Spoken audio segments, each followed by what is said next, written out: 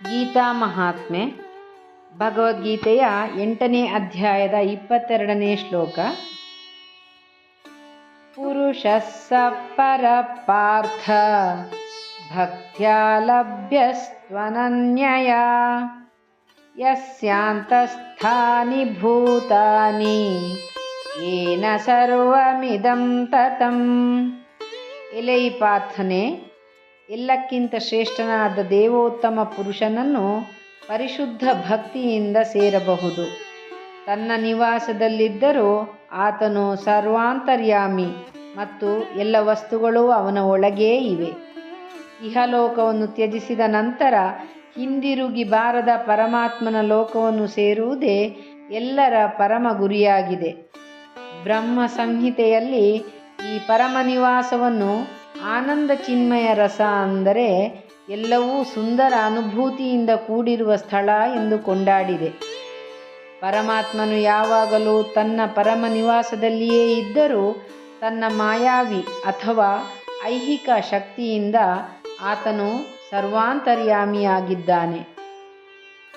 ಯಸ್ಯಾಂತಸ್ಥಾನಿ ಎಂದರೆ ಆತನು ಐಹಿಕ ಜಗತ್ತು ಮತ್ತು ಆಧ್ಯಾತ್ಮಿಕ ಜಗತ್ತು ಎರಡರಲ್ಲಿಯೂ ಇದ್ದಾನೆ ಮತ್ತು ತನ್ನ ದಿವ್ಯ ಶಕ್ತಿಯಿಂದ ಇಡೀ ಜಗತ್ತನ್ನು ಪೋಷಿಸುತ್ತಾನೆ. ಬ್ರಹ್ಮ ಸಂಹಿತೆಯಲ್ಲಿ ಹೇಳಿರುವಂತೆ ಗೋಲೋಕ ಏವ ನಿವಸತಿ ಅಖಿಲಾತ್ಮಭೂತಃ. ಶ್ರೀಕೃಷ್ಣನು ತನ್ನ ಭಕ್ತರ ಹೃದಯ ಸಿಂಹಾಸನದಲ್ಲಿ ಸದಾ ವಾಸ ಮಾಡುತ್ತಾ ತನ್ನ ಪರಮ ನಿವಾಸವಾದ ಗೋಲೋಕ ವೃಂದಾವನದಲ್ಲಿಯೇ ಇದ್ದರೂ ಎಲ್ಲವನ್ನೂ ಯೋಗ್ಯ ರೀತಿಯಲ್ಲಿ ನಡೆಸಿಕೊಂಡು ಹೋಗುತ್ತಾನೆ.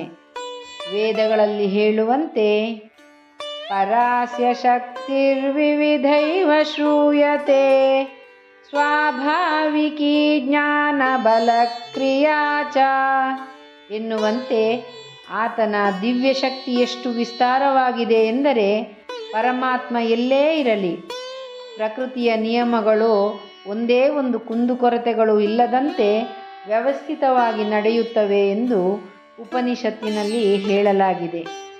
ಸರ್ವಾಧಾರ, ಸರ್ವಾಂತರ್ಯಾಮಿ, ಸರ್ವಶಕ್ತಿವಂತನಾದ ಪರಮಾತ್ಮನಲ್ಲೇ ಎಲ್ಲವನ್ನೂ ಸಮರ್ಪಿಸಿ ಅವನ ದಿವ್ಯ ಸನ್ನಿಧಾನದಲ್ಲಿ ಸದಾ ಪರಮ ಸಂತುಷ್ಟನಾಗಿರುವುದು ಮತ್ತು ಪ್ರೇಮಪೂರ್ವಕ ನಿತ್ಯ ನಿರಂತರ ಸ್ಮರಣೆ ಮಾಡುವುದೇ ಅನನ್ಯ ಭಕ್ತಿಯಾಗಿದೆ ಎಂದು ಶಾಸ್ತ್ರಗಳು ಹೇಳುತ್ತವೆ.